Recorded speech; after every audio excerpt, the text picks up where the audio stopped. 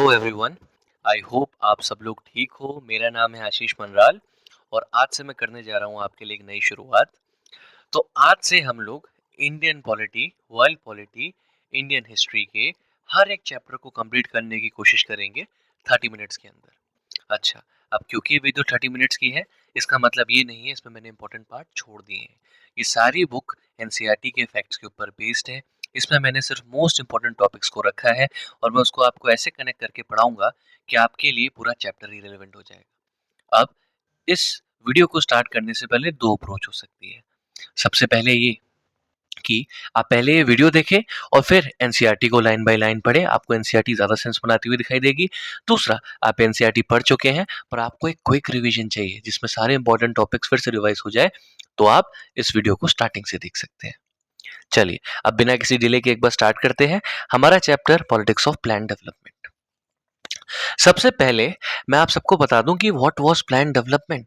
क्या था ये प्लान डेवलपमेंट? और ये जानने से पहले आपके लिए सबसे ज़्यादा ज़रूरी है कि आप जानें एक बार कि इंडिया की स्टार्टिंग कैसे हुई थी और ये प्लानिंग का आइडिया कहाँ से आता है।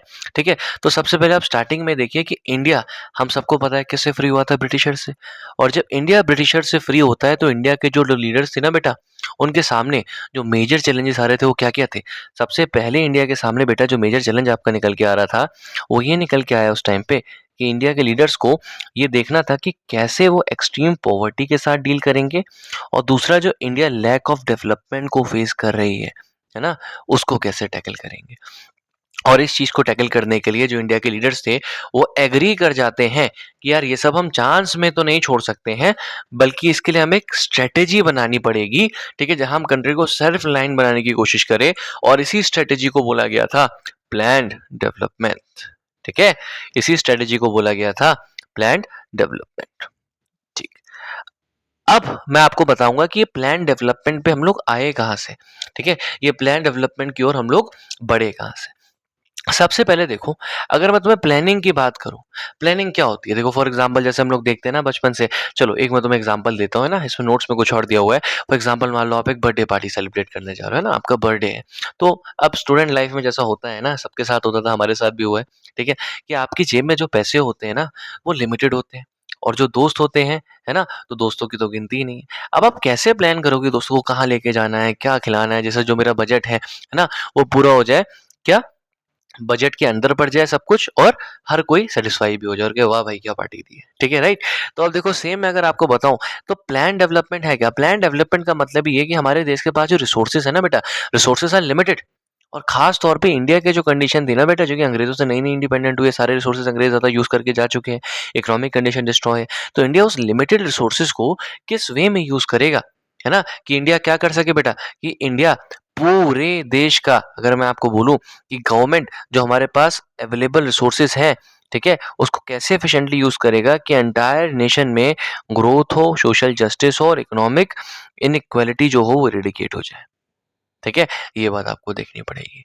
ठीक है, तो प्लानिंग अगर मैं आपसे बोलूं तो प्लानिंग का मतलब क्या है। प्लानिंग अगर मैं आपसे बोलूं यहाँ पे व्हाट इज प्लानिंग, तो प्लानिंग का मतलब निकल के आएगा, ये सबसे पहले क्या है बेटा, एक सिस्टमैटिक अप्रोच, यानी एक सिस्टम, एक स्टेप्स के तहत आप चलेंगे। दूसरा, आप क्या कर रहे हो यहाँ पे, एफिशिएंट यूज कर रहे हो रिसोर्सेज का। तीसरा, आप क्या कर रहे हो, आपकी मेन कोशिश है कि आप सोशल जस्टिस और इक्वलिटी प्रोवाइड कर रहे हो। चौथा, आप इकोनॉमिक ग्रोथ की ओर ध्यान दे रहे हो। ठीक है, तो बेटा ये आप ध्यान से देखो और ये समझने की कोशिश करो। इसके बाद अगर मैं थोड़ा सा आगे जाऊं बेटा, तो अब मैं आपको बताऊंगा कि हमें प्लानिंग की जरूरत पड़ी क्यों इंडिया जैसी कंट्री को। अब ये बहुत ज्यादा इंपॉर्टेंट है बेटा, अगेन बोर्ड के लिए बहुत ज्यादा इंपॉर्टेंट है, बहुत ध्यान से देखना, मैंने हाईलाइट किया है, अंडरलाइन करवाया हुआ है ये। सबसे पहले इंडिया को प्लानिंग की जरूरत क्यों पड़ी। देखो बेटा, मैंने क्या बताया, इंडिया के जो हालात थे ना इंडिया की इंडिपेंडेंस के बाद, वो थोड़े से एबनॉर्मल थे। रीजन बीइंग क्या, क्योंकि इंडिया इंडिपेंडेंट हुआ था ब्रिटिशर्स से और Britishers they have exploited India well. ठीक है, अब जब ऐसा हुआ था बेटा, तो इस केस में इंडिया जब नया नया इंडिपेंडेंट हुआ, इंडिया के पास बेटा, अगर मैं बोलूं अगर कोई सॉलिड प्लान नहीं होता तो इंडिया डायरेक्शन अपना डेवलपमेंट का खो देता। इसीलिए प्लानिंग बहुत ज़्यादा नेसेसरी हो जाती है। क्यों? क्योंकि प्लानिंग क्या करेगी, सबसे पहला पॉवर्टी को वाइप आउट करने का काम करेगी। ठीक है, क्योंकि इंडिया में लाखों लाखों लोगों के पास में कोई खाना नहीं था, है ना, कपड़े नहीं थे पहनने को, तो एटलीस्ट अगर प्लानिंग होगी तो क्या होगी, प्लानिंग होगी तो कम से कम उनके पास ये सब आएगा। दूसरा क्या करेगा, दूसरा अनएम्प्लॉयमेंट था भाई उस टाइम पे लोगों के पास बहुत ज़्यादा, तो अनएम्प्लॉयमेंट को एरेडिकेट करने का काम करेगा। ठीक है?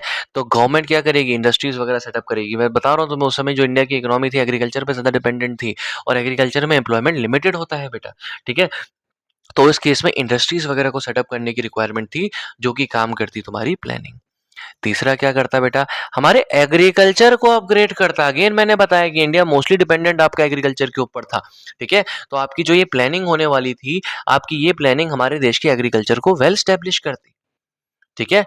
हमारे एग्रीकल्चर में मॉडर्न टूल्स लेके आती, राइट? इरिगेशन फैसिलिटीज को बेटर करती। साथ के साथ अगर मैं आपको बताऊं, ये अगर मैं आपको बताऊं, इंडिया के इंडिपेंडेंस के बाद में ऐसा देखने को मिल रहा था कि कुछ रीजन तो बेटा बहुत ज़्यादा डेवलप हो रहे हैं।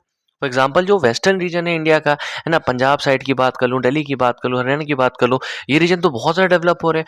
कुछ जो थोड़े ईस्टर्न वाले रीजन है, जैसे बिहार की बात कर लूँ, झारखंड की बात कर लूँ, छत्तीसगढ़ की बात कर लूँ, ये उतने डेवलप नहीं है। तो ऐसे में प्लानिंग इसलिए भी ज़रूरी थी ताकि जो डेवलपमेंट के बेनिफिट है ना बेटा, वो दोनों में शेयर किए जा सके। ठीक है? अब साथ के साथ जो एक और इम्पोर्टेंट चीज़ है, और मोस्ट इम्पोर्टेंट चीज़ है, कि प्लानिंग इसलिए भी ज़रूरी थी ताकि हम लोग क्या, अपने खुद के पैरों पे खड़े हो सके, ताकि हम लोग सेल्फ रिलायंट हो सके। ठीक है? क्योंकि आपका ये वही टाइम पीरियड था जब इंडिया को चीज़ों के लिए दूसरों पे डिपेंडेंट होना पड़ता था। जब वॉर लाइक सिचुएशन हो गई, या मान लो कभी ड्रॉट आ गया, फेमाइन आ गया, उस टाइम पे इंडिया बाहर से खाने पीने का आइटम इम्पोर्ट करता था। ठीक है? तो ये तुम्हारा एक इम्पोर्टेंट फैक्टर निकल के आता है। इसके अलावा एक चीज़ हम और नहीं देख सकते हैं कि, मतलब जो मैंने आपको बताया, अगेन कोई नई चीज़ नहीं है, कि इंडिया हेविली बहुत ज़्यादा डिपेंडेंट था किस चीज़ के ऊपर, अपने बेसिक आइटम्स के लिए भी, है ना, दूसरों के ऊपर। वही तो इंडिया तुम्हारा एक इम्पोर्ट डिपेंडेंट, मतलब बाहर से सामान ज़्यादा मंगाता था, डिपेंडेंट कंट्री था। तो प्लानिंग का मेन एक मोटिव, जो अगर मैं आपको बोलूँ, है ना, एक और जो इम्पोर्टेंट चीज़ निकल के आती है कि प्लानिंग का क्या मेन मोटिव था। प्लानिंग का मेन मोटिव बेटा ये था, ठीक है, कि इंडिया को सेल्फ रिलायंट बनाए, स्ट्रॉन्ग बनाए, डेवलप बनाए। ठीक है? आई होप आपको ये क्लियर है। अब उसके बाद अगर मैं आपको बताऊं कि 1947 में इंडिया के सामने बेटा क्या चैलेंजेस निकल के आए। ठीक है? ये ध्यान से देखना, क्या उस समय की दिक्कतें थी। सबसे पहले अगर तुमसे बात बताऊं, तो जब ब्रिटिशर्स ना इंडिया से गए थे उस टाइम पे, वो इंडिया की इकोनॉमी जो थी बहुत ज्यादा ब्रोकन और बहुत ज्यादा स्ट्रगलिंग छोड़ के गए थे। ठीक है? और इसीलिए इंडिया के सामने जो कोर चैलेंजेस निकल के आते हैं, सबसे पहले ये था कि इंडियंस की इनकम बहुत कम थी, इंडियंस की इनकम सुपर लो थी। दूसरा निकल के आता है कि इंडियंस का इंफ्रास्ट्रक्चर बहुत ज़्यादा अगर मैं बोलूँ आपसे, ब्रोकन था। ठीक है? वेल मेड इंफ्रास्ट्रक्चर नहीं था, रोड्स वगैरह, ट्रांसपोर्ट वगैरह, ये सारा देखने को नहीं मिलता था। तीसरा जो एक चीज़ निकल के आती है, Indians were heavily reliant upon import, मतलब बाहर के सामान के ऊपर इंडियंस ज़्यादा डिपेंडेंट थे भाई, है ना? बाहर से इंडियंस को ज़्यादा सामान चाहिए होता था। तो अगर यहाँ पे तुम देखो, तो इम्पोर्टेंट जो फैक्ट निकल के आते हैं कि 1947 में इंडिया क्या था बेटा, एक पुअर कंट्री था। इंडिया में हर एक चीज़ इम्पोर्ट होती थी, इंफ्रास्ट्रक्चर एग्जिस्ट नहीं करता था। ठीक है? तो इस बात की ओर ध्यान देना।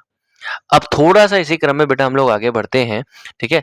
अब मैं तुम्हें बताऊँगा कि जो हमारी प्लानिंग थी, प्लानिंग के ऑब्जेक्टिव क्या थे। हम कहते हैं 7 ग्रैंड ऑब्जेक्टिव्स, 7 बड़े ऑब्जेक्टिव जो इंडिया के सामने रखे गए थे for planning, what were these? सबसे पहला हमारा, अगर मैं बोलूँ, गवर्नमेंट के 7 प्राइमरी टारगेट से जब भी हम बात करते हैं प्लानिंग के, सबसे पहला जो आपका निकल के आता है बेटा, इट वाज़, गवर्नमेंट का पहला जो प्लानिंग का एक मेन गोल था, वो था इकोनॉमिक ग्रोथ की ओर ध्यान देना। है ना? ये ध्यान देना कि जो हमारे देश का प्रोडक्शन है, वो बढ़े हर साल।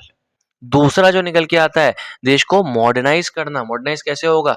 अगर हम प्रॉपर प्लानिंग वगैरह के तहत क्या करेंगे, नए मॉडर्न कंप्यूटर्स, टेक्नोलॉजीज़, मशीन्स, ये सब लेके आएँगे, है ना, देश के अंदर।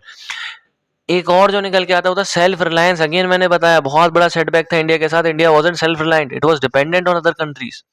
चौथा निकल के आता है बेटा आपका सोशल जस्टिस, टू एश्योर क्या, कि आपकी जो सोसाइटी है उसमें जो वेल्थ है वो इक्वली डिवाइड हो। ऐसा नहीं है जो अमीर लोग हैं, जो रिच हैं, है ना, कोई पर्टिकुलर स्टेट्स, कोई पर्टिकुलर क्लास ऑफ पीपल है ना, उन्हीं को सारे बेनिफिट मिल रहे हैं।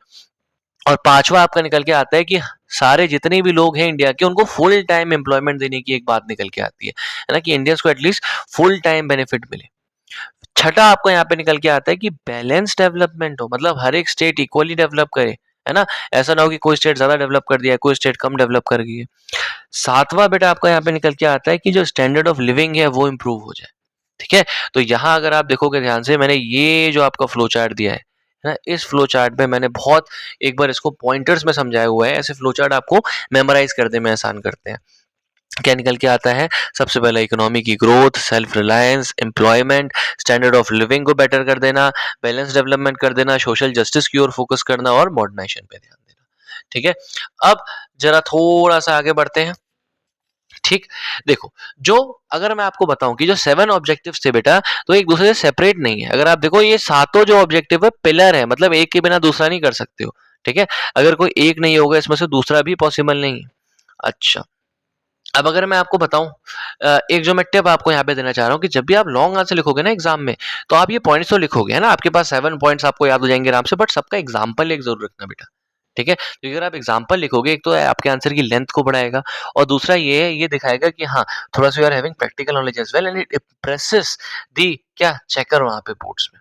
ठीक है, अब इस बात का ध्यान रखना, जैसे फॉर एग्जाम्पल यहाँ पे मैंने आपको दे भी दिया है कि जो मॉडर्नाइजेशन है, अगर आप मॉडर्नाइजेशन के बारे में बता रहे हो ग्रांड ऑब्जेक्टिव में या ऑब्जेक्टिव में प्लान डेवलपमेंट के पीछे, तो दो ना ग्रीन रेवोल्यूशन के बारे में लिखो, भाखड़ा नंगल डैम के बारे में लिखो, स्टील प्लांट्स के बारे में लिखो, ये बताओ एटलीस्ट, है ना, कि आप किस सेंस की ओर बात कर रहे हो। ठीक है, अब अगला मैं आपको बताने वाला हूं दोस्तों, दैट इज प्लानिंग कमीशन के बारे में। ठीक है, थोड़ा कहानी आगे बढ़ाते हैं। तो इंडिया में अब तक ये डिसाइड हो गया बेटा, क्या, थोड़ी सी अब एक स्टोरी सुनना आप, इंडिया में ये डिसाइड हो गया कि हमें सबसे पहले इंडिया को डेवलप करना है। फिर ये डिसाइड हो गया कि इंडिया के डेवलपमेंट को हम ऐसे ही तो कर नहीं सकते हैं, क्योंकि इंडिया एबनॉर्मल सर्कमस्टांसेस में ब्रिटिशर से अभी अभी इंडिपेंडेंट हुआ है, इंडिया की इकोनॉमी उतनी डेवलप नहीं है। तो इंडिया को डेवलप करने के लिए, है ना, हम लोग सोचते हैं कि हम लोग करेंगे प्लान डेवलपमेंट। अच्छा, अब ये प्लान डेवलपमेंट आता कहां से है? प्लान डेवलपमेंट का जो आइडिया था बेटा, हम लेते हैं यूएसएसआर से, है ना। वर्ल्ड पॉलिटिक्स में आपने पढ़ लिया होगा यूएसएसआर। ठीक है, आज के दिन का जो रशिया है ना, इसका सक्सेसर निकल के आता है। तो अगर मैं आपको आगे बताऊं बेटा, तो वहीं यूएसएसआर से इंस्पिरेशन लेके इंडिया करता है प्लान डेवलपमेंट। और ये प्लान डेवलपमेंट में जो आपके प्लान्स हैं, है ना, जो आपके रिसोर्सेज का एलोकेशन वगैरह है कि कैसे क्या करना है, कितना बजट कहाँ एलोकेट करना है, तो जो आपके प्लान्स हैं, इन प्लान्स को बनाने का काम आपका करती है प्लानिंग कमीशन। तो अब मैं आपको बताऊंगा ये प्लानिंग कमीशन कैसे सेटअप होती है। ठीक है, अब देखो बेटा, अगर मैं आपको बताऊं, ये जो प्लानिंग कमीशन है ना, ये एक स्पेशलाइज्ड बॉडी थी जो कि आपके प्लान्स को बनाती थी। इंडिया यूएसएसआर की तर्ज पे ना, यूएसएसआर की कॉपी करके इंडिया भी 5 ईयर प्लान्स, मतलब पंचवर्षीय योजना भी इसे हम कहते हैं, 5 साल के प्लान एक बार में बनाया करता था। ठीक है, अब इंपॉर्टेंट चीज क्या है यहाँ पे हाईलाइटेड है, सबसे पहले कब सेटअप होता है? 15 मार्च 1950 को। ठीक है, कैसे बनता है? गवर्नमेंट एक सिंपल रेजोल्यूशन पास कराती है। ठीक है, अच्छा, एक और इंपॉर्टेंट चीज आती है, ये अगेन बेटा, ये क्वेश्चंस वन मार्कर के लिए बहुत ज्यादा इंपॉर्टेंट बन जाते हैं। मैं पहले बोला, वन मार्कर यहीं से आएंगे, कब स्टैब्लिश हुआ था, कैसे पास हुआ था। फिर तुम्हारा एक आ जाता है, क्या कॉन्स्टिट्यूशन के अंदर है, कौन सी बॉडी है, स्टैट्यूटरी बॉडी है, एडवाइजरी बॉडी है, कौन सी बॉडी है? तो ये बेटा, ये कॉन्स्टिट्यूशन के अंदर है नहीं है। प्लानिंग कमीशन के बारे में कॉन्स्टिट्यूशन में कोई जिक्र नहीं था, और ये आपकी नॉन कॉन्स्टिट्यूशनल एडवाइजरी बॉडी थी, इस बात का ध्यान रखना। अच्छा, एक जो लास्ट चीज निकल के आती बेटा, कि ये रुकी कब थी, कब स्टॉप हुई थी? तो ये आपकी 2014, जो मोदी जी का साल है, 2014 में जब बीजेपी गवर्नमेंट आती है, वो इसे बंद करती है। ठीक है, और इसको रिप्लेस जो आज की डेट में जिसने किया हुआ है, उसका नाम है NITI Aayog, national institution for transforming India. ये फिलहाल बात की कहानी है, इसके मैं चैप्टर के एंड में आऊंगा, है ना। बहरहाल हम आगे बढ़ते हैं। तो प्लानिंग कमीशन हमारे देश में 64 ईयर्स तक काम करता है, और 50 में बनने के बाद 1951 में ये पहला 5 ईयर प्लान लेके आता है। अब जैसे पहला 5 ईयर प्लान है तो 5 साल चलेगा, और उसके बाद से ये 12 5 ईयर प्लान लेके आता है, और 12 5 ईयर प्लान के बाद फाइनली 2014 में प्लानिंग कमीशन की वर्किंग स्टॉप हो जाती है, और 2015 में आपका बन जाता है नीति आयोग। तो ये इंपॉर्टेंट है, ध्यान रखना, इसकी फुल फॉर्म भी याद रखना। ठीक है, अब थोड़ा सा अगेन आगे बढ़ते हैं। ठीक है, जो इंपॉर्टेंट चीजें यहाँ पे हैं, वो ये है, एडवाइजरी बॉडी है, सजेशन देगी बस। ठीक है, दूसरा तुम्हारा क्या है बेटा, इंपॉर्टेंट रोल प्ले करती है इंडिया में डेवलपमेंट को फैसिलिटेट करने के लिए, इंडिया में डेवलपमेंट कराने के लिए। ठीक है, तीसरा, जो 5 ईयर प्लान्स बन रहे थे, जो प्लान डेवलपमेंट हुआ, उसका चीफ आर्किटेक्ट आपकी प्लानिंग कमीशन ही है। ठीक है, तो अब अगर मैं आपको बताऊं, जो मैंने अगेन आपको बताई, कोई नई चीज नहीं है, इंडिया यूएसएसआर से ये चीज उठाई हुई है। ठीक है, और यूएसएसआर के पैटर्न को फॉलो करती है। क्या करती है? सबसे पहले इंडिया आउटलाइन करती है, टारगेट करती है कि कहाँ क्या किस ओर फोकस करना है। फिर अपने फंड्स को लोकेट करने का काम करती है इंडिया, प्रोग्राम्स वगैरह बनाती है, उनको इम्प्लीमेंट करती है, साथ के साथ प्रोग्राम्स को ट्रैक करती है प्लानिंग कमीशन। साथ के साथ क्या करती है बेटा, फिर आगे जो अगले 5 साल आने वाले हैं उसमें क्या इंप्रूवमेंट होगा, वो देखना है। अगेन पहला 5 ईयर प्लान 1951 में आता है, और ऐसे 12 5 ईयर प्लान हमें देखने को मिलते हैं, इसमें ये इंपॉर्टेंट है। ठीक है, अब वही कोई नई चीज़ नहीं है, ठीक है? तो अगेन मैं इसको थोड़ा जल्दी-जल्दी निपटाऊँगा, ठीक है? सबसे पहले कहाँ से आता है बेटा? सोवियत यूनियन से इंस्पायर्ड था। लॉजिक सिंपल था कि हम अगर टारगेट्स बनाएँगे, ठीक है? अगले 5 सालों के लिए तो हम फंड्स वगैरह को उसी के हिसाब से एलोकेट कर सकते हैं, ठीक है? क्योंकि और इंडिया क्यों क्यों तुम्हारा 5 ईयर प्लान को अडॉप्ट करता है? सबसे पहले हमें डायरेक्शन प्रोवाइड करता है 5 ईयर प्लान का मॉडल। रिसोर्सेज़ को कहाँ एलोकेट करना है, कैसे एलोकेट करना है, ये बताता है और हमारा अकाउंटेबिलिटी को बढ़ा देता है, ठीक है? ये एक रीज़न था, ठीक है? अब अगर मैं तुम्हें बताऊँ तो इसके तुम्हें एग्ज़ाम्पल्स भी 5 ईयर प्लान के बहुत ज़्यादा देखने को मिलते हैं। भाखड़ा नंगल डैम तुम्हारा 5 ईयर प्लान का एक एग्ज़ाम्पल है, ठीक है? मैं आगे बताऊँगा कैसे। कैसे जब हमने एग्रीकल्चर की ओर फ़ोकस किया और पहला 5 ईयर प्लान लेके आए तो उसी के तहत हमने डैम्स वगैरह बनाए और Bhakra Nangal dam is example of one of that, ठीक है? अब देखो ध्यान से, तो तुम्हें पता लग गया कि कितने 5 ईयर प्लान है, ठीक है? तो यहाँ पे इम्पोर्टेंट जो है बेटा ये ध्यान से देखना, अब जो मैं आपको बताने जा रहा हूँ थोड़ा-सा ना बेटा आपका यहाँ क्वेश्चन आता है, ठीक है? आपके बोर्ड के लिए 12th में पहला 5 ईयर प्लान थोड़ा इम्पोर्टेंट है, ठीक है? अब देखना इसमें फ़ोकस किस पे था? इसमें फ़ोकस था एग्रीकल्चर पे, इरिगेशन पे, कम्युनिटी डेवलपमेंट पे। सेकंड 5 ईयर प्लान आपका फ़ोकस करता है इंडस्ट्री में। ये कंटिन्यूएशन में चल रहा है, 51 में आया, 56 में आया, 61 में ऐसा चल रहा है। थर्ड 5 ईयर प्लान आपका 1961 में आता है और 1966 तक चलता है। यहाँ पे फोकस था आपका सेल्फ रिलायंस पे, क्योंकि देखो आप ये ईयर देख रहे हो ना 61 से लेके 66 तक, और अभी तक आप अवेयर हो क्या कि हम लोग यहाँ यहाँ ना पाकिस्तान में भी इस टाइम पे एक पाकिस्तान से भी एक वॉर लड़ चुके हैं और चाइना से भी एक वॉर लड़ चुके हैं, और उसमें ना हमें बहुत ज़्यादा डिपेंडेंट होना पड़ गया था बाहर वालों पे, फूड ग्रेन्स और इस सब चीज़ों के लिए, और फेमाइन भी आ चुका था इस टाइम तक। तो इसलिए अगर मैं आपको बताऊं तो इंडिया का मेन फोकस है यार, हम लोग बाहर वालों पे क्यों डिपेंडेंट है? We should be self reliant in agriculture as well as हम लोग एजुकेशन पे भी ध्यान देते हैं, ठीक है? चौथा 5 ईयर प्लान आपका निकल के आता है। अच्छा, बीच में आप कहोगे सर ये 66 से लेके 69 है ना, बीच में 2-3 साल का ये गैप क्यों है ना? आपके मन में आ रहा होगा सर 67 से क्यों नहीं स्टार्ट हुआ? तो बेटा मैं बस आपको ये बताना चाहूँगा इसमें, ठीक है? कि ये जो आपका बीच का टाइम पीरियड है, इंपॉर्टेंट है बेटा, ये याद रखना, ठीक है? ये जो आपका बीच का टाइम पीरियड है, कब? थर्ड 5 ईयर प्लान और फोर्थ 5 ईयर प्लान से पहले, इसी को हम बोलते हैं प्लान हॉलिडे। क्या बोलते हैं बेटा? प्लान हॉलिडे, ये याद रखना, ठीक है? उसके बाद आपके कंटिन्यूएशन में सारे प्लान आते हैं। आगे के मैं आपको इसलिए नहीं पढ़ा रहा हूँ अभी थोड़े से, क्योंकि बोर्ड के हिसाब से उतने इंपॉर्टेंट नहीं है। बस लास्ट 5 ईयर प्लान आप देखना 2012 से 2017 तक चलता है, जो कि आपके सस्टेनेबल डेवलपमेंट गोल की ओर फोकस करता है, ठीक है? चलो, अब अगर मैं आपको बताऊं, ठीक है, अगर मैं आपको बताऊं 5 ईयर प्लान कैसे काम करते थे, ठीक है? ये आप थोड़ा-सा देख लो। 5 ईयर प्लान जो थे बेटा इंडिया का बैकबोन थे। डिसिप्लिन लेके आते हैं, लॉन्ग टर्म विज़न लेके आते हैं कि गवर्नमेंट को कहाँ, ठीक है? प्लानिंग क्या करती थी, रिसोर्सेज़ जो इंडिया में वैसे ही स्कार्स है ना, ये इंडिया को बताती थी कि यार क्या रिसोर्स कहाँ पे तुम करोगे, इम्प्लीमेंट कहाँ पे करोगे, ठीक है? अब मेन चीज़ ये है बेटा, अगर मैं आपको बताऊँ 5 ईयर प्लान सिस्टम का मेन आपके फीचर क्या थे? सबसे पहले इकोनॉमिक और सोशल डेवलपमेंट की ओर 5 ईयर प्लान आपका जो था बेटा फोकस करता था। दूसरा आपका 5 ईयर प्लान जो था ना बेटा प्रायोरिटी देता था आपका रिसोर्सेज़ को, जो नेशन की ज़रूरत है उसके हिसाब से, ठीक है? कैसे काम किया करता था। तीसरा ये था कि ये जो तुम्हारा पब्लिक सेक्टर की ओर बिल्डिंग, मतलब पब्लिक सेक्टर जो आपका है ना, जो गवर्नमेंट के अंदर जो सेक्टर आता है उसके इंफ्रास्ट्रक्चर को, पब्लिक सेक्टर को, ठीक है? बिल्ड करने की ओर ज़्यादा ध्यान देता था, ठीक है? चौथा अगर मैं आपको बताऊँ कि जो आपके कोर्स करेक्शन है, मतलब अगर कहीं कोई दिक्कत होगी प्लानिंग वगैरह में तो उसको करेक्ट करने की ओर फोकस करता था। इनइक्वालिटीज़ को रिड्यूस करने की ओर फोकस करता था, रीजनल ग्रोथ की ओर फोकस करने की कोशिश करता था। अब क्या मेजर अचीवमेंट निकल के आ रहे हैं 5 ईयर प्लान सिस्टम के? ध्यान से देखना, हमारी इकोनॉमी स्ट्रॉन्ग कर दी, हमारे इंफ्रास्ट्रक्चर को इसने डेवलप कर दिया, एग्रीकल्चर की ग्रोथ कर दी, इंडस्ट्री एक्सपेंड कर दी, सोशल सेक्टर में हमें प्रोग्रेस देखने को मिलती है, हमें सेल्फ रिलायंस और यूनिटी देखने को मिलती है। कैसे?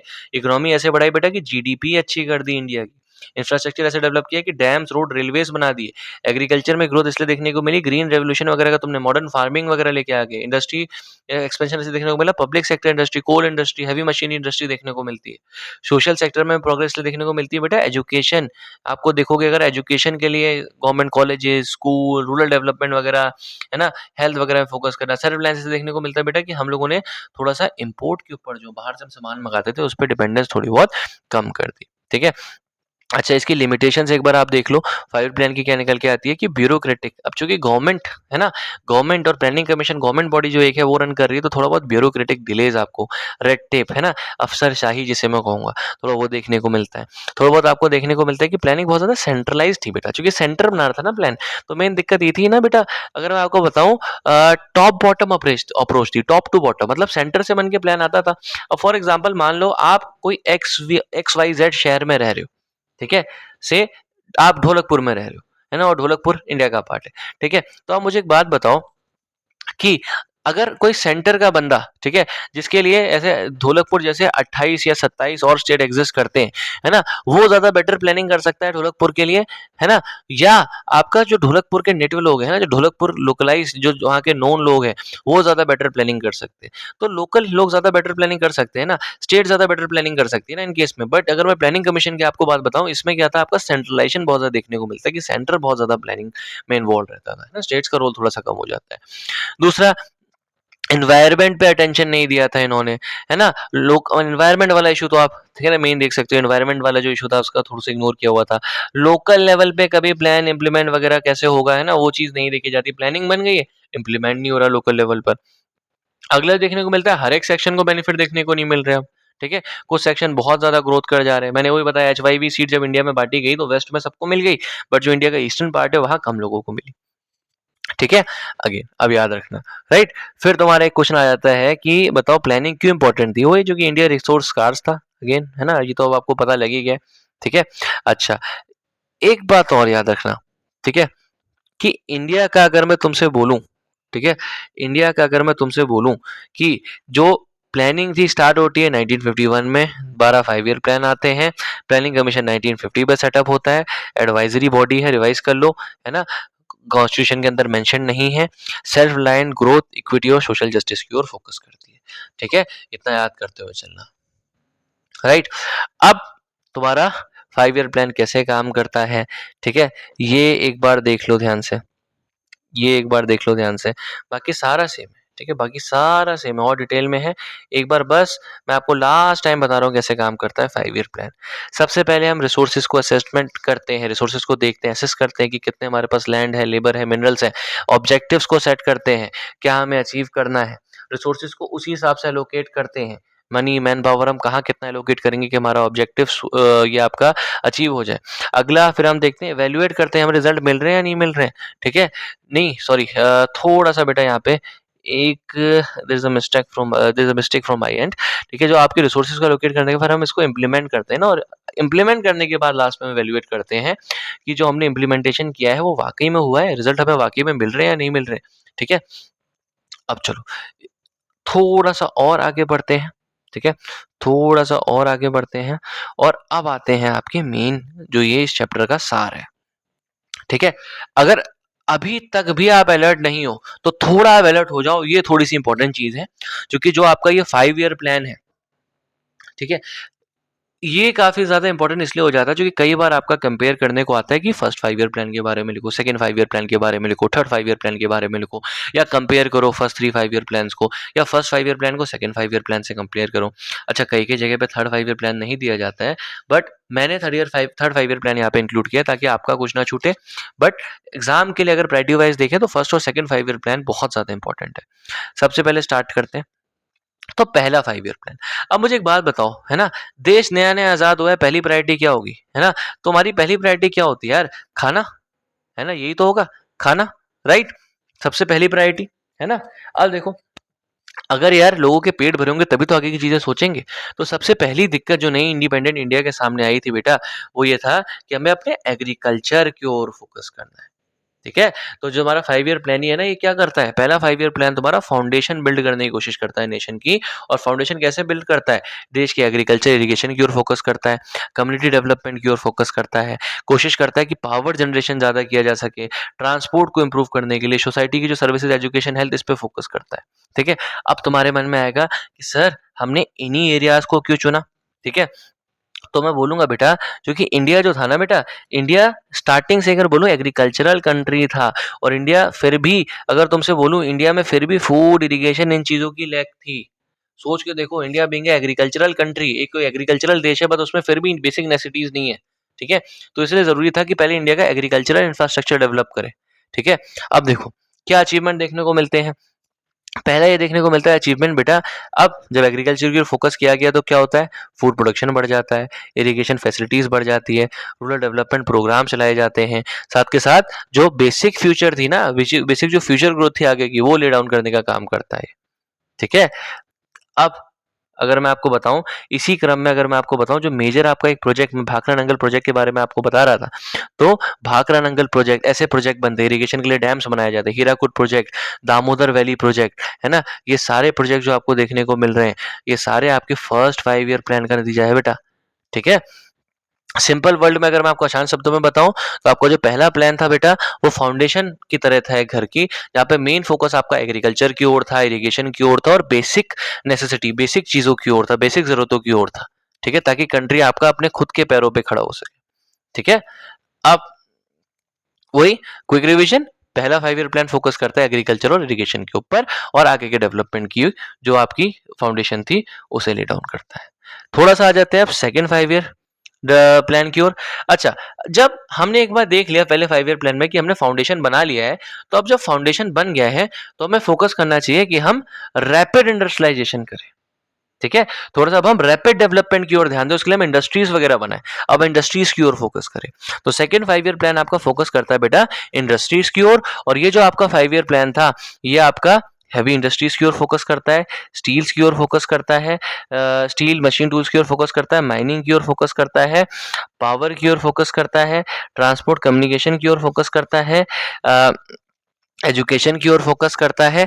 ठीक है, तो ये इन ओर फोकस करता है। अच्छा, अब ये शिफ्ट क्यों था बेटा? क्योंकि इंडिया, अगर मैं तुमसे बताऊं, इंडिया ना आपका हैवी इंडस्ट्रीज वगैरह के लिए बाहर की देशों के ऊपर बहुत ज्यादा, बहुत बहुत ज्यादा डिपेंडेंट था। ठीक है, बहुत ज्यादा डिपेंडेंट था। मैंने तुम्हें बताया था ना कि रशिया वगैरह, जो आपकी इंग्लैंड वगैरह है, ठीक है, ये सब हमारे इंडिया में इंडस्ट्रीज वगैरह सेटअप करने का पार्ट रोल प्ले करती हैं। ठीक है, तो इसमें क्या देखने को मिलता है? सबसे पहला हमारा पब्लिक सेक्टर जो था आपका, ठीक है, वहाँ की इंडस्ट्रीज ग्रो करती है, स्टील प्लांट्स वगैरह बनते हैं, इंफ्रास्ट्रक्चर बहुत ज़्यादा डेवलप होता है, टेक्नोलॉजी, हमारी जो टेक्नोलॉजिकल बेसिस हमारे बहुत ज़्यादा डेवलप होते हैं। ठीक है, तो अगर मैं आपको बताऊं मोर एंड मोर, तो मेजर प्रोजेक्ट्स में देखने को मिलते हैं। अगर मैं आपको बताऊं, आपने ना, आप जब क्लास 10th में भी रहे होंगे, ये सारे, ये भिल्लाई स्टील प्लांट, राउरकेला, दुर्गापुर, है ना, हिंदुस्तान मशीन टूल, एचएमटी वगैरह, आईआईटीज, जो आईआईटी का नाम आपने सुना, आईआईटीज वगैरह, ये सेकंड 5 ईयर प्लान के दौरान बेटा ये आपके बनते हैं। अब ये इंपॉर्टेंट आपके लिए, एक बार आप प्लेस इनकी देख लेना। ठीक है, इनकेस अगर मैप वगैरह में आता है, राइट, इनकेस अगर पूछते हैं, ठीक है। अब अ, हमारा हो गया है first 5 year plan, second 5 year plan. अब जो अगला आपका निकल के आता है ना बेटा, अच्छा, इससे पहले ना मैं आपको एक मेजर चीज जो हमारी अभी तक रह रही है, वो एक जगह पे कहीं पे नोट करो, कहीं पे लिखो, कि जो आपका फर्स्ट 5 ईयर प्लान है, उसके जो आपके चीफ आर्किटेक्ट हैं, ही वॉज के एन राज। ठीक है, के एन राज। ठीक है, के एन राज। और जो आपका वहीं बेटा सेकेंड 5 ईयर प्लान है, इसके जो आपके चीफ आर्किटेक्ट हैं, उनका नाम था पीसी महल नोबिस। ठीक है बेटा, उनका नाम था पीसी महल नोबिस। ठीक है, और नेहरू जी का भी इसमें इंपॉर्टेंट रोल था, इसलिए सेकेंड 5 ईयर प्लान को नेहरू महल नोबिस मॉडल कहा जाता है। ठीक है, तो सेकेंड 5 ईयर प्लान किस पे फोकस करता है? हैवी इंडस्ट्रीज, राइट, दिमाग में याद रखना। थर्ड पे आ जाते हैं थोड़ा बहुत। थर्ड 5 ईयर प्लान आपका सेल्फ रिलायंस के साथ साथ ग्रोथ। मैंने अगेन बताया था 61-66 के दौरान ये आपका फेमाइन वॉर वाला टाइम पीरियड था, तो सेल्फ रिलायंस पे भी फोकस करते हैं, ग्रोथ पे भी ध्यान देते हैं। हम लोग ध्यान देते हैं अपने एग्रीकल्चर पे, इंडस्ट्री में, एजुकेशन, ट्रांसपोर्ट, डिफेंस, खासतौर पर बहुत इंपॉर्टेंट साइंटिफिक रिसर्च की ओर हम लोग ध्यान देते हैं। सिंपल गोल हमारा ये था बेटा कि इंडिया को सेल्फ रिलायंट बनाना है, फूड के मामले में, इंडस्ट्रियल प्रोडक्शन के मामले में, बस इस चीज़ की ओर ध्यान देना है। और इससे क्या होता है बेटा कि हमारी एग्रीकल्चर में ग्रोथ कंटिन्यू रहती है, इंडस्ट्रीज हमारी डेवलप होती है, एजुकेशन हमारी बहुत ज़्यादा डेवलप होती है, सेल्फ रिलायंट हम लोग बन जाते हैं, इस चीज़ की ओर ध्यान देना। ये वही टाइम पीरियड है आपका ग्रीन रेवोल्यूशन आने वाला। ठीक है, अब देखो थोड़ा सा अगर मैं आपको बताऊं, इस टाइम पे वो oil and natural resource, as oil and natural gas commission आपका ओएनजीसी बन जाता है, इसरो जो आप सुनते हो वो स्टेब्लिश होता है, एग्रीकल्चर यूनिवर्सिटीज बनती है, डिफेंस प्रोडक्शन यूनिट बनती है, इस बात का ध्यान रखना। तो थर्ड 5 ईयर प्लान इंडिया को सेल्फ रिलायंट बनाता है। ठीक है, तो हम लोग सिस्टमेटिकली अभी तक आगे बढ़ रहे हैं। थर्ड 5 ईयर प्लान क्या बनाता है? इंडिया को सेल्फ रिलायंट। तो अभी तक हमने क्या देखा बेटा? पहले 5 ईयर प्लान में हम लोग एग्रीकल्चर इरिगेशन को डेवलप करते हैं, सेकंड 5 ईयर प्लान में हम हैवी इंडस्ट्रीज की ओर फोकस करते हैं, थर्ड 5 ईयर प्लान में हम क्या बन जाते हैं? सेल्फ रिलायंट बन जाते हैं। ठीक है, और ये फर्स्ट और सेकंड 5 ईयर प्लान के आपके के एन राज और पीसी महलनोबिस का भी नाम याद रखना। अच्छा, अब देखो 5 ईयर प्लान्स के साथ सब अच्छा नहीं था, 5 ईयर प्लान्स को लेके ना कुछ डिबेट्स भी थी, ये भी इंपॉर्टेंट है। ठीक है? 5 ईयर प्लान्स को लेके कुछ डिबेट अब अगर अपने आंसर में मेंशन कर दोगे खुद से तब भी अच्छा है, कई बार इस पे सेपरेट क्वेश्चन भी बनता है। तो ये डिबेट एक बार देखते हैं क्या थी। सबसे पहली जो आपकी 5 ईयर प्लान में डिबेट निकल के आती है बेटा कि जो लोग फेवर में हैं, ठीक है? पहले मैं फेवर वालों का बोलूँगा फिर अगेंस्ट वालों का बोलूँगा, तो आपको याद रखना है, ठीक है? सबसे पहले फेवर वाले लोग बोलते हैं कि 5 ईयर प्लान ना बहुत ज़्यादा इंपॉर्टेंट थे क्या डेवलपमेंट के लिए। 5 ईयर प्लान बहुत ज़्यादा इंपॉर्टेंट थे फॉर इंडियाज़ डेवलपमेंट, क्योंकि इंडिया जो कंट्री थी ना, वो बहुत ज़्यादा क्या थी बेटा? पुअर थी उस टाइम पे, ठीक है? तो इंडिया को ज़रूरत थी कि वो देखे उसे अपने रिसोर्सेज कैसे मोबिलाइज़ करने हैं। दूसरा, इंडिया को सेल्फ रिलायंस बनाने का काम करते हैं। इंडिया में इंडस्ट्रीज़ वगैरह बिल्ड करते हैं, इंफ्रास्ट्रक्चर वगैरह डेवलप करते हैं। तीसरा, बैलेंस रीजनल डेवलपमेंट की ओर ध्यान देते हैं। बैकवर्ड रीजन वगैरह जो थे तुम्हारा, उनके डेवलपमेंट की ओर ध्यान देते हैं। इन्वेस्टमेंट करते हैं डैम्स वगैरह में। चौथा, सोशल जस्टिस दिलाते हैं, मतलब पॉवर्टी वगैरह इक्वालिटी दिलाते हैं, पॉवर्टी वगैरह खत्म करने में हेल्प करते हैं, एजुकेशन देते हैं, हेल्थ देते हैं, एम्प्लॉयमेंट देते हैं। पाँचवा, तुम्हारा स्ट्रॉन्ग फाउंडेशन ले डाउन करते हैं। तुम्हारी काफ़ी सारी जो इंडस्ट्रीज़ वगैरह थी, साइंटिफिक इंस्टीट्यूशन वगैरह जो थे ना बेटा, वो यहाँ पे सेटअप किए जाते हैं। आईआईटी मैंने आपको एग्जांपल दे दिया, सोचो वो तक बनता है इसमें। अच्छा, अब कुछ लोग ना बेटा आपके अगेंस्ट में भी थे। तो जो अगेंस्ट के लोग थे वो क्या बोलते हैं? सबसे पहले अगेंस्ट में ये आ जाता है आपका पॉइंट, जो आर्गुमेंट आता है वो आता है कि गवर्नमेंट बहुत ज़्यादा कंट्रोल किया करती थी, सब कुछ ब्यूरोक्रेसी के हाथ में था, आपने अगर ध्यान दिया हो। दूसरा, एग्रीकल्चर को नेग्लेक्ट कर दिया। अगर आप बोलो पहले 5 ईयर प्लान में तो बहुत ज़्यादा फोकस किया गया, पर सेकंड 5 ईयर प्लान के बाद से अगर मैं तुमसे बताऊँ तो इंडस्ट्री में बहुत ज़्यादा फोकस किया गया, जिसकी वजह से फूड वगैरह की शॉर्टेज देखने को मिलती है। तीसरा, बहुत ज़्यादा स्लो प्रोसेस था, है ना? डिस्पाइट कि हमने प्लान बना लिया उसके बावजूद भी ग्रोथ बहुत ज़्यादा हमें स्लो देखने को मिल रही थी। उतनी ज़्यादा तेज़ हमें ग्रोथ देखने को नहीं मिली है। ठीक है? और इंडिया ने टारगेट भी बहुत बड़ा चढ़ा के रखे थे। ठीक है? इंडिया बहुत हाई टारगेट रखता था और काफ़ी कम अचीव कर रहा था उस टाइम पे, मतलब बहुत लगभग, है ना, नॉर्मल स्टैग्नेट सी हो गई थी।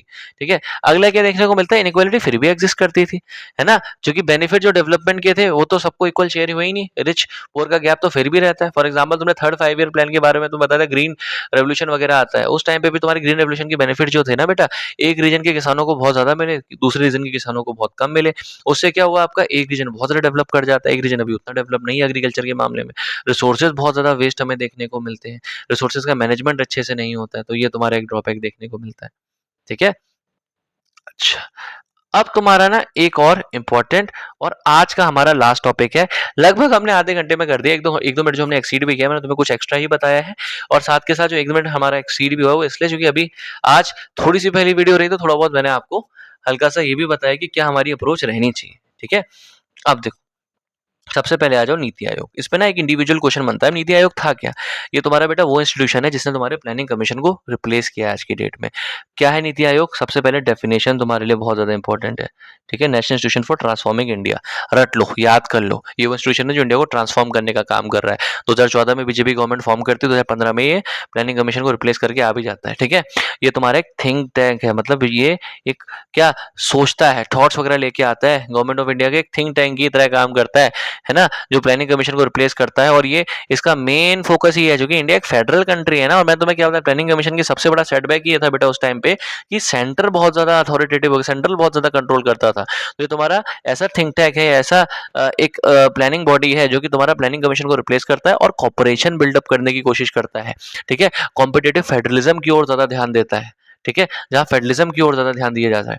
तो नीति आयोग तुम्हारा एक नीति आयोग का मतलब है पॉलिसी कमीशन। ठीक है? हिंदी में। ठीक है? अगर मैं बताऊं तो ये इंडिया का थिंक टैंक है, याद रखना। थिंक टैंक, ये शब्द बहुत अच्छे से याद रखना। ये क्या करता है बेटा, इंडिया को स्ट्रेटेजिक और टेक्निकल एडवाइस देता है, स्ट्रेटेजिक और टेक्निकल एडवाइस देता है गवर्नमेंट को। ठीक है? इकोनॉमिक और सोशल पॉलिसी में। और इसका मेन एम ही है कि जो तुम्हारा डेवलपमेंट उसको कैटलाइज, मतलब उसकी स्पीड बढ़ा दी जाए।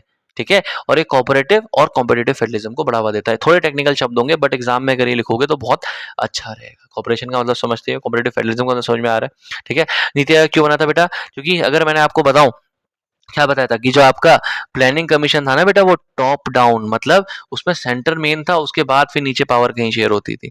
स्टेट का रोल बहुत ज्यादा लिमिटेड हो जाता था प्लानिंग कमीशन में।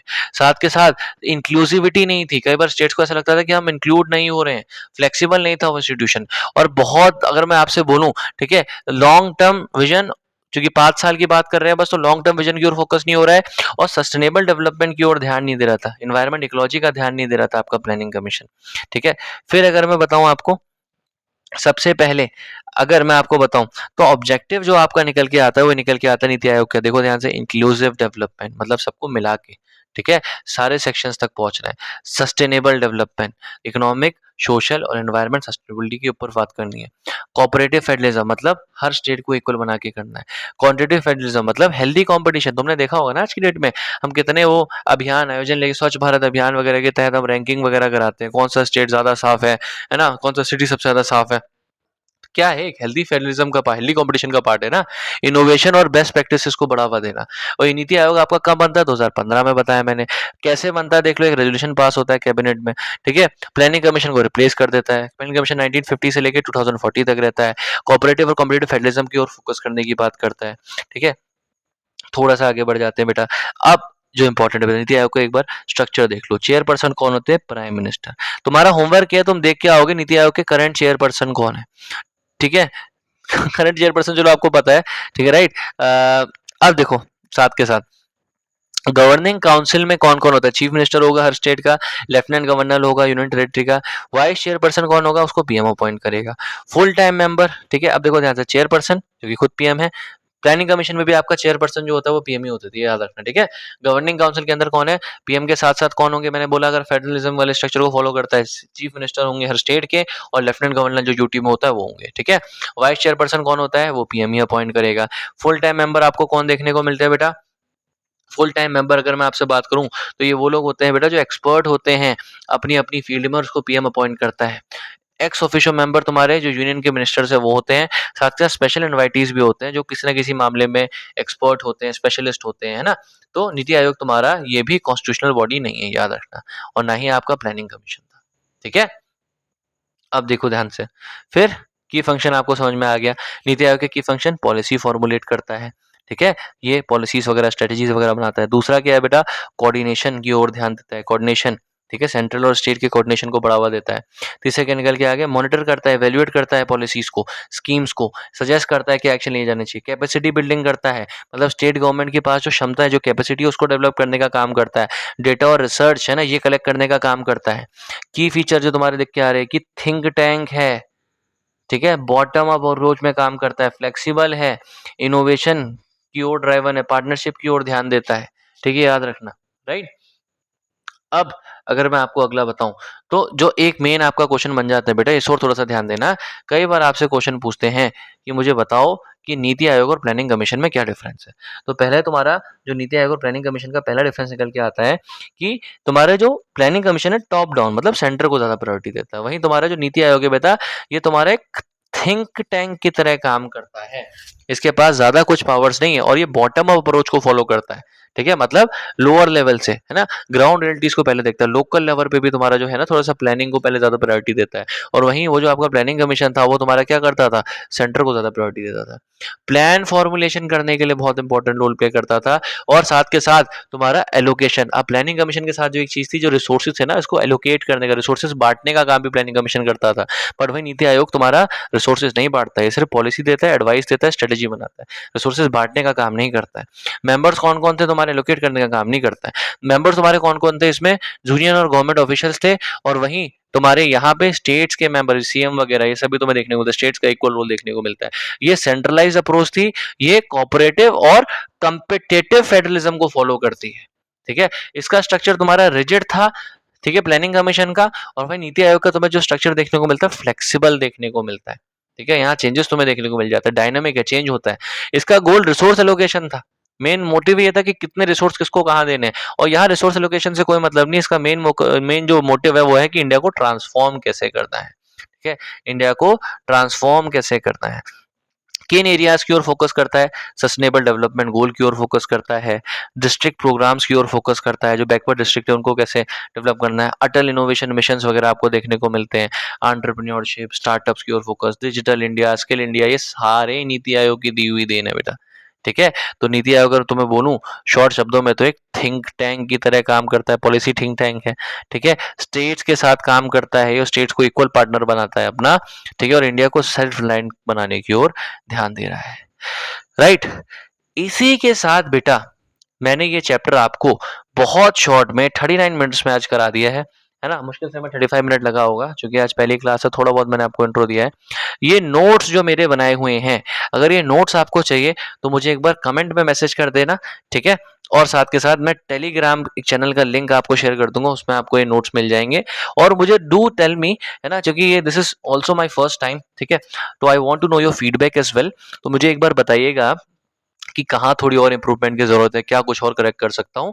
And do tell me as well, क्या आप चाहते हो कि बोर्ड के जो मोस्ट रिपीटेड क्वेश्चंस हैं, उसकी भी मैं एक 30 मिनट्स की वीडियो लेके आऊँ, कि इसमें से जो मोस्ट रिपीटेड लॉन्ग आंसर्स और जो शॉर्ट आंसर्स हैं, ठीक है, जो बोर्ड में अक्सर पूछे गए हैं, उस पे अगर आप चाहते हो तो उस पे भी मैं एक नोट्स और वीडियो लेके आ जाता हूँ, ताकि आपका क्विक रिवीजन हो जाए, ठीक है?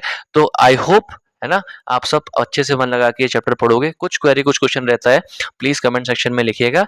आई am always there to answer you, ठीक है? Do join the Telegram group as well, ठीक है? एंड तब तक के लिए थोड़ा-सा सब्सक्राइब कर दो, ठीक है? ये वीडियो थोड़ी और शेयर कर दो ताकि और लोगों तक जाए, and I will get highly, highly, highly motivated. ठीक है। Bye bye everyone.